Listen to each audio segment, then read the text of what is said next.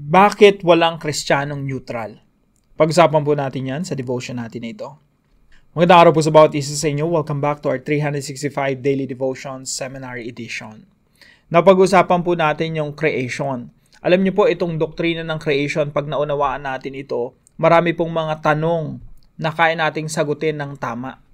Now, may mga taong nagtatanong, sinasabi nila na, yung Diyos nyo, hindi naman totoo yan.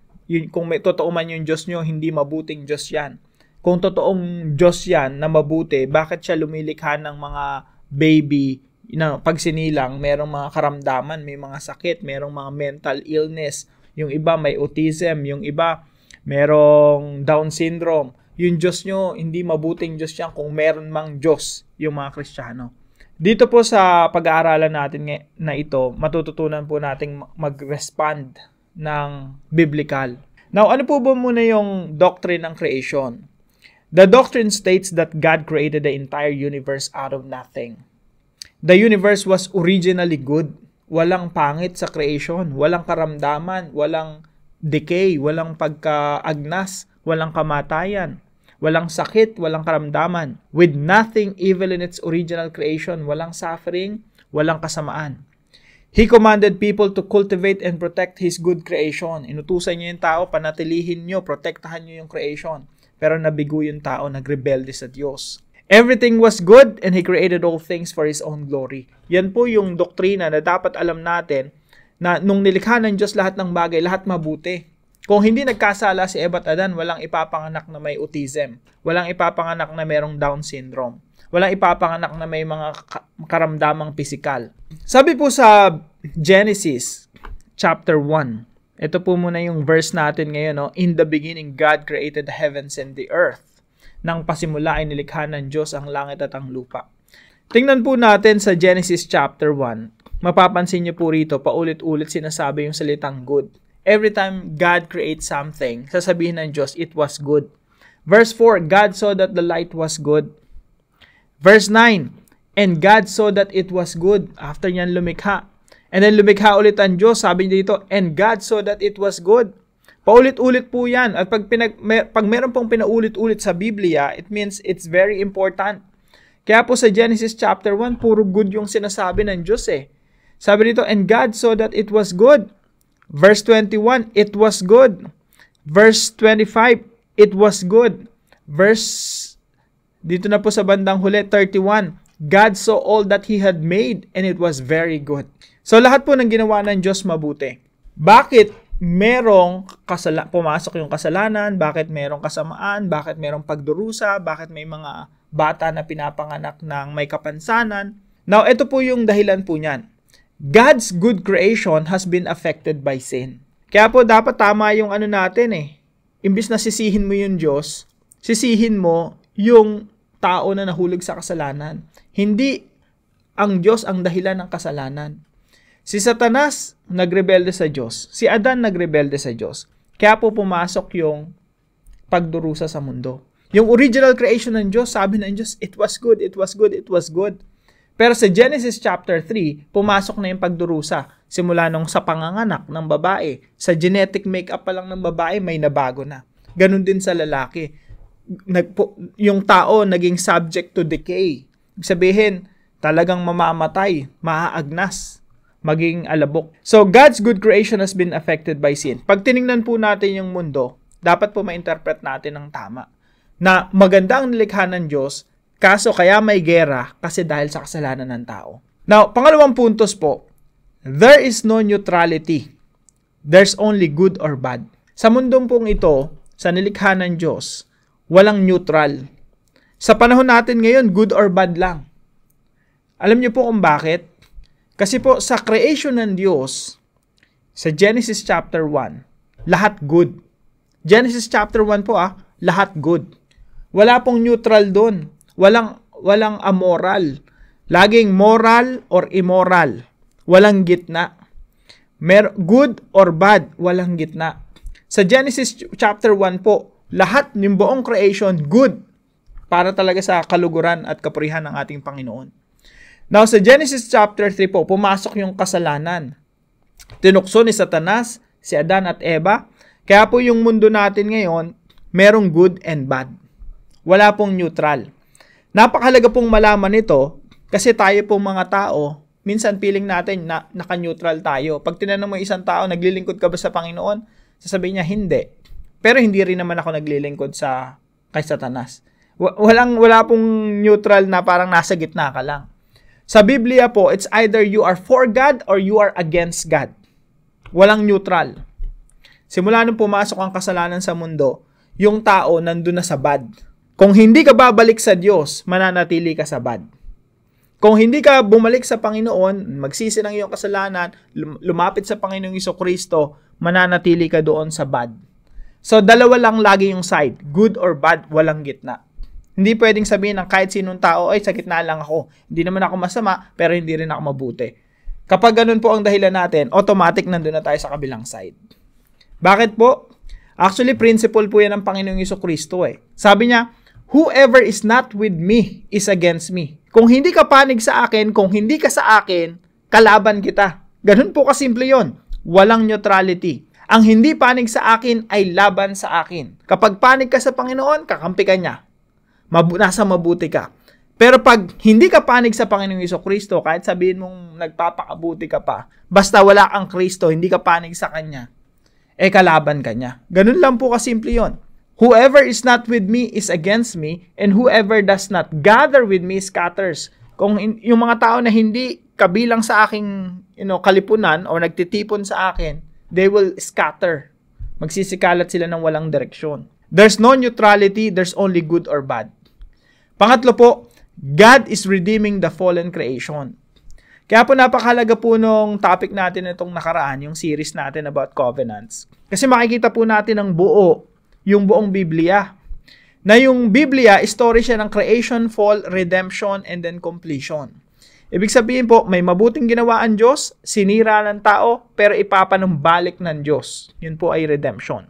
God is redeeming the fallen creation. Kaya pag ikaw panig ka kay Kristo, ibig sabihin, nakikipag-cooperate ka sa ginagawa ng Panginoong Jesucristong pagbabago dito sa mundo.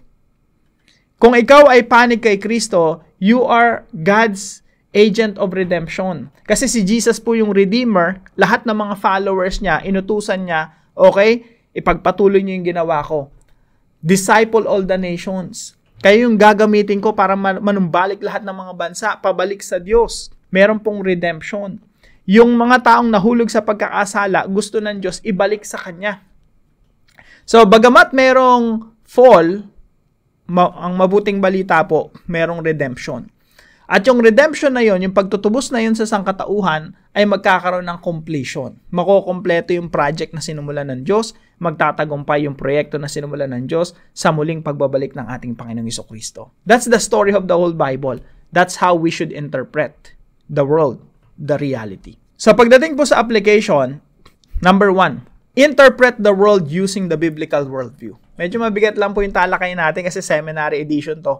Pero mabubuo talaga sa isip natin. Pag tiningnan natin yung mundo, yung gobyerno, for example, nilikha ng Diyos yan, it was good eh. Kasama sa Genesis 1 yan na good. Pero, kaya ang daming mga corrupt sa gobyerno, kasi po, pumasok yung fall. Pero merong redemption yan.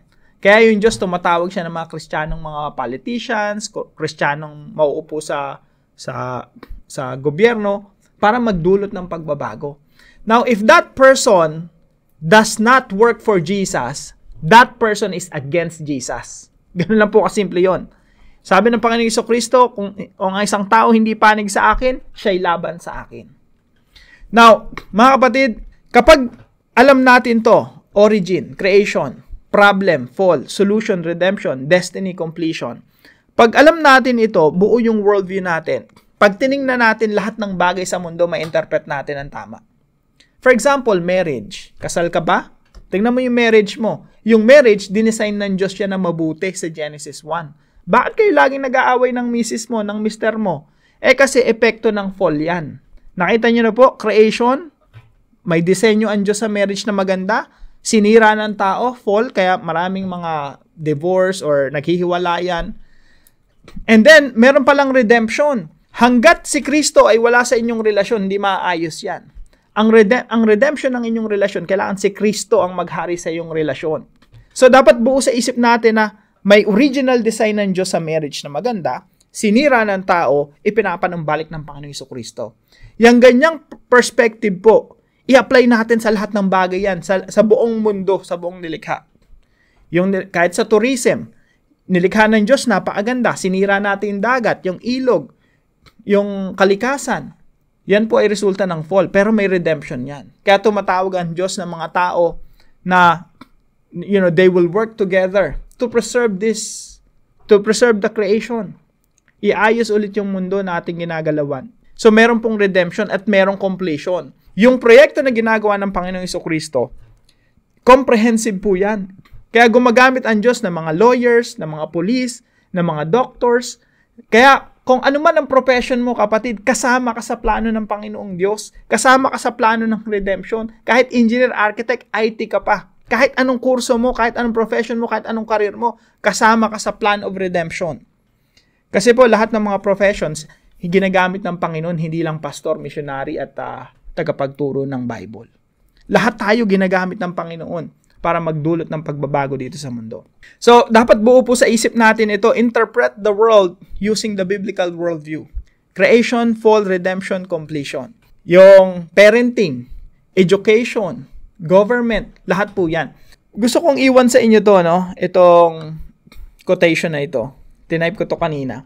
There's no such thing as neutral Christian. Ito po yung pangalawang puntos natin. We have to reject the idea of neutrality. Dapat wala tayong idea na neutral Yung nagtatrabaho ka, tas neutral ka, hindi ka naglilingkod sa Panginoon, pero hindi ka rin naglilingkod sa dyablo. Neutral ka. Walang ganong neutral. There's no such thing as a neutral Christian. We are called to advance Christ's agenda in our relationships, professions, workplaces, businesses, governments, schools, and even in our homes. We are either for Christ or against Christ. There is no middle ground. Sa mga kapatid, there's no neutrality. Lahat tayo, parte ng istorya ng Diyos na creation, fall, redemption. Nandito na tayo sa period of redemption. Either tumutulong ka sa Diyos, nagpapagamit ka sa Diyos sa kanyang ginagawang pagsasaayos sa mundo, or kalaban mo yung Diyos. Kaya pag ikaw, politiko ka, election na naman, politiko ka, sabi mo, Kristiyano ka, kailangan magpagamit ka sa Panginoong Jesucristo para magkaroon ng pagbabago sa gobyerno. Kung hindi mo gagawin yan, you are against Christ. Ganun lang po kasimple yun. Pangatlo po, serve in God's kingdom work. Tayo po yung maglingkod sa kaharian ng Panginoon. Ang kaharian po ng Panginoon, ang paghahari ng Diyos, ang pinaka-goal po niyan, ibalik yung nahulog na creation, naging pumasok yung kasalanan, pagdurusa at kamatayan at halos lahat ng paghihirap pumasok dito sa mundo. Ang plano ng Diyos, ibalik tayo doon sa original design niya, sa creation. Kaya ang tawag po dyan, redemption. Kung tayo po'y maglilingkod sa Panginoon, sa lahat ng ating propesyon, hanggang sa tahanan, pag isinasaayos natin yung ating tahanan para sa kapurihan ng Panginoon, you are serving in God's kingdom work. Inaayos mo yung marriage mo. Inaayos mo yung profession mo kung saan ka man dinistino ng Panginoon. Kung ginawa ka ng Panginoon na janitor, garbage collector, police, o OFW. Nilagay ka ng Panginoon dyan para magdulot ng pagbabago. You are part of God's redemptive work. You are part of God's kingdom work. So let's serve the Lord. Wala pong neutral. It's either we are serving God, it's either we are for Christ, or against Christ. Ganun lang po kasimple yan. Now, I hope marami po tayong natutunan dito sa devotion natin na ito, kung hindi niyo po napanood yung series natin na ito, yung story ng Bible, marami po ang mga post niyan sa ating channel. Now, question po, why is it important to know that there is no neutrality? Bakit importante para sa atin na malaman natin na walang Kristiyanong neutral? It's either you are serving God, it's either you are for Christ, or you're against Christ. So pag-usapan po natin yan sa discussion natin na ito. At samahan niyo po ako sa panalangin. Father in heaven, sin has damaged the world you created good. Yet I rejoice that you are redeeming all things.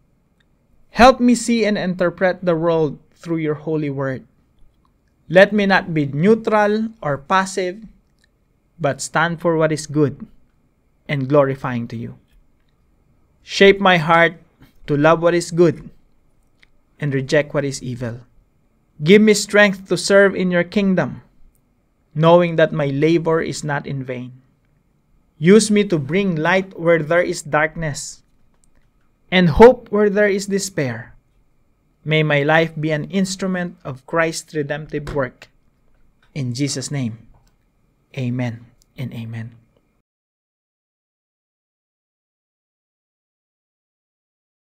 Maraming salamat po sa partner natin para sa devotion natin na ito, ang Tres Marias. And happy birthday rin po, belated kay Brother Egli. I celebrate with you, kapatid. At kung kayo po may natutunan sa devotion natin na ito, ipalam nyo lang po sa comment section right below this video.